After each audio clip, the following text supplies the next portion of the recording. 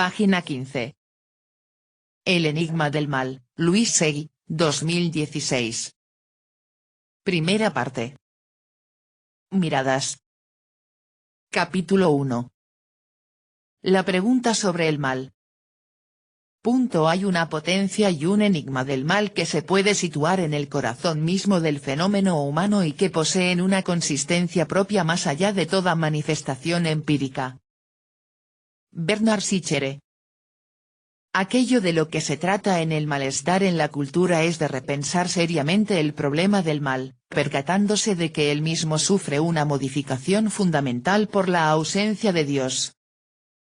Jacques Lacan. 1.1. La maldad es la amenaza. El interrogante acerca del origen y la naturaleza del mal es una cuestión a la que han intentado dar respuesta las más diversas corrientes filosóficas, tanto religiosas como laicas, desde el principio de los tiempos. Entendiendo por principio de los tiempos el momento a partir del cual el animal humano se convirtió en un sujeto, es decir, en un ser hablante, sexuado y mortal, e independientemente de la menor o mayor sutileza y profundidad con la que fuera capaz de abordar lo que habitualmente se denomina el enigma del mal. La dificultad, más allá de lo puramente conceptual, de encontrar una causa eficiente para explicar la emergencia del mal como intrínseca de la condición humana, suele conducir a poner el acento en las muy diversas formas que el mal asume al ponerse en acto. De este modo, la maldad, si se quiere, los actos malvados ejecutados por el otro y las correspondientes descripciones fenoménicas que incluyen tanto el hecho como a sus protagonistas pasan a ocupar el lugar preeminente, desplazando o directamente soslayando la preocupación por el origen del mal en sí. Obviamente, resulta más sencillo y por lo tanto más tentador desde un punto de vista mediático, exponer una suerte de inventario de maldades consumadas para lo que la simple lectura de las páginas de sucesos de los periódicos, los telediarios y ciertos programas sensacionalistas proveen de abundante material actualizado que adentrarse en un terreno tan proceloso como el de indagar en las profundidades abisales del origen, eludiendo obviedades tales como afirmar que el mal es lo contrario del bien. TV escribe. Es simple definir un fenómeno refiriéndose a su contraparte o contrario. El amor es la ausencia de odio o al revés. La muerte es ausencia de vida, la pobreza de riqueza, la belleza de la fealdad. Quien haga esto, no debe ser considerado un personaje cuerdo, listo, porque la sabiduría es ausencia de estupidez. Tal como aquí lo demuestro. Luis Seguí escribe. El problema del malo, si se quiere, del mal, puede estudiarse desde distintos puntos de vista, psicológico, sociológico, histórico y filosófico, y también desde el psicoanálisis, que nunca ha pretendido ser una teoría filosófica ni una cosmovisión, pero que tiene mucho que decir sobre el sujeto. Las teorías filosóficas sobre el mal son muchas y muy variadas. ¿Es el mal un problema exclusivamente de índole moral, o hay un mal metafísico? ¿Tiene el mal una entidad propia, real, integrada por una multiplicidad de males particulares, o es solo un valor o disvalor, valor negativo, y por lo tanto sujeto a interpretaciones relativistas? ¿Es el mal una entidad negativa opuesta radicalmente a otra, el bien, como sostienen las doctrinas dualistas más conocidas, el zoroastrismo o el maniqueísmo? ¿O está el mal indisolublemente unido al ser, lo que para ciertas doctrinas sería una manifestación de pobreza ontológica, y para otras simplemente un real ante el que el sujeto ha de posicionarse como responsable? ¿Es posible desentrañar el misterio de iniquidad en el que anida el mal?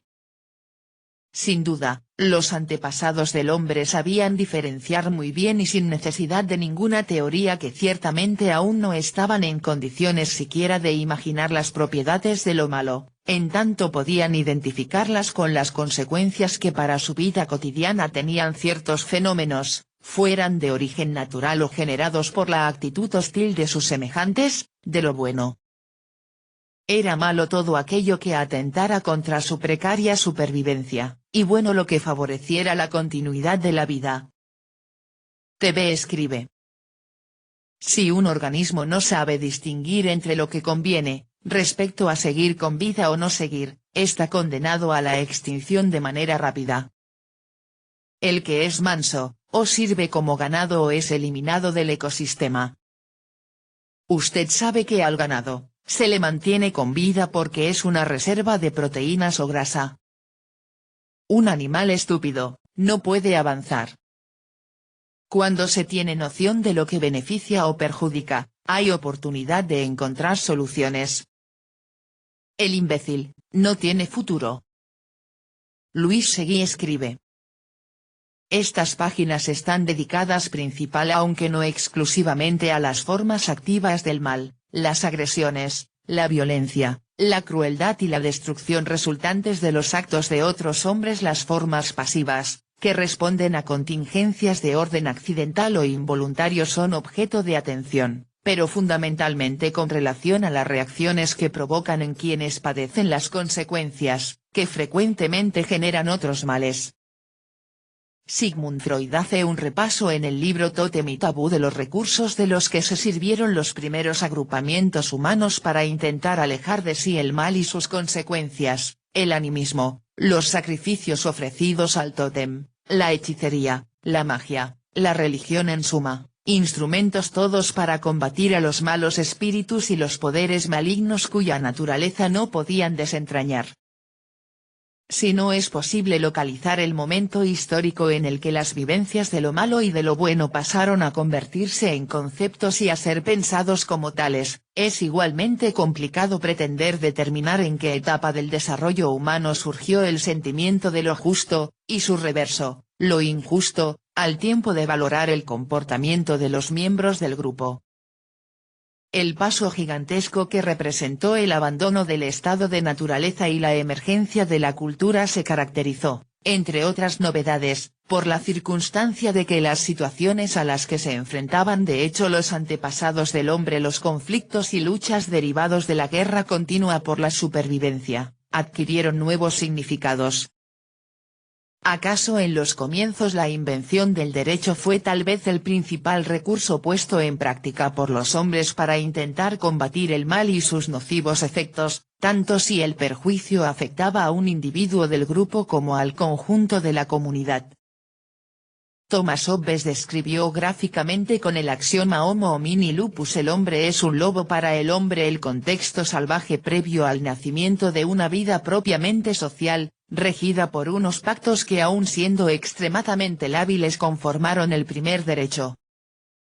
El llamado Pactum Societatis llegó cuando los hombres acordaron convivir sin asesinarse recíprocamente y después de comprobar que asociados estaban en mejores condiciones para enfrentarse tanto a las amenazas de la naturaleza como a las provenientes de otros hombres, se sometieron, mediante el Pactum Subjectionis, a una autoridad a la que invistieron del poder de aplicar la ley y ejecutar los castigos a los transgresores. Jacques Lacan se refiere a ese sometimiento a medias voluntario, a medias forzado preguntándose qué llevó a los sujetos a ser capturados por el discurso de la ley, que le es ajeno, y con el que, como animal, nada tiene que ver, aludiendo al mito freudiano del asesinato del padre. Ese crimen primordial sería el origen de la ley, un pacto entre los hermanos parricidas, que condenó a las siguientes generaciones hasta hoy a comparecer como culpables para responder por esa deuda simbólica que, como sostiene Lacan, no cesa de pagar más y más en su neurosis. El constructo de Freud, por el que el asesinato del padre y el subsiguiente pacto fraterno aparecen como una hipótesis de la emergencia de la ley, es una más entre las teorías contractualistas que coinciden en cifrar el origen de la organización social, del poder y del derecho en una suerte de pacto no escrito cuya existencia puede presumirse, aunque sea de imposible localización en términos históricos. La diferencia sustancial entre el mito freudiano y las teorías desplegadas por otros autores como Althusius, Hobbes, Spinoza, Pufendorf, Lo que, Kant y más recientemente John Rawls, es que la teoría de Freud tiene un alcance mucho mayor por las consecuencias que extrae del mito y en las que insistirá una y otra vez. En Tótem y Tabú he intentado mostrar el camino que llevó escribirá en 1930 desde esta familia, primordial, hasta el siguiente grado de la convivencia, en la forma de las alianzas de hermanos. Los preceptos del tabú fueron el primer derecho. En efecto, lo que Freud descubre y sobre lo que insistirá una y otra vez a lo largo de su obra es que la ley tiene dos vertientes, la del derecho positivo, y esa otra no escrita por la que los sujetos al decir de Lacan se castigan sin descanso en nombre de una deuda simbólica. Se trata, ni más ni menos, del precio que cada sujeto debe pagar a cambio de una renuncia a las pulsiones asesinas e incestuosas, y que no es otro que la adscripción a un malestar imposible de eludir. O dicho de otro modo, el malestar generado por la conflictiva relación del sujeto con la ley deriva de la existencia misma de esa ley, que se le impone de un lado como un fenómeno estructural no regulado por el derecho, y de otro como la encarnación simbólica del discurso del amo. Sin duda, algo debió ocurrir en un momento determinado del proceso evolutivo para que, independientemente de que se acepte como hipótesis de trabajo el asesinato del padre por los hermanos y el pacto entre estos se instaurase en la prohibición del incesto y la de matar al prójimo, y que la transgresión de estas limitaciones estuviera tan severamente castigada. Para Freud esto no tiene más explicación que la vigencia de lo que él mismo definió como lo anímico primitivo, que es imperecedero, y que le lleva a sostener que los hombres de hoy son descendientes de una larguísima serie de generaciones de asesinos que llevaban el placer de matar, quizás como nosotros mismos, en la masa de la sangre. Freud se reconoce claramente hobbesiano cuando escribe que el prójimo no es solamente un posible auxiliar y objeto sexual, sino una tentación para satisfacer en él la agresión, explotar su fuerza de trabajo sin resarcirlo, usarlo sexualmente sin su consentimiento, desposeerlo de su patrimonio, humillarlo, infligirle dolores, martirizarlo y asesinarlo. TV escribe. Cuando Freud se declara seguidor de Thomas Hobbes, no está desvariando. El ser humano es un animal de instintos y deseos. Los contiene y padece neurosis, un tremendo estrés al vivir bajo sumisión y el miedo al castigo por parte de la autoridad. Basta que usted se descuide un poco, que se duerma y verá cómo despierta despojado o abusado sexualmente, si es que despierta. En forma general, no hay bondad en el humano, es mayor la maldad y esta maldad sirve como acicate, como aliciente para continuar luchando y mejorando. Y es que cuando hay maldad, el humano lucha por contrarrestarla, para no perecer. Basta que entre 1000 personas haya un maldito, para que todos estén alertas, con el alma en vilo, asustados. Si hubiese puro amor, toda la sociedad sería un muladar de decadencia, de hastío y desinterés. Usted sugiere que hay bondad en el semejante. Pero tiene rejas y candados en su casa y no deja el celular desbloqueado al alcance de su pareja. Luis Seguí escribe. Dado que la condición humana no predispone a los sujetos a la contención voluntaria de sus instintos, la emergencia de la ley como límite al goce y a la prepotencia de lo real es requisito imprescindible para asegurar la convivencia social.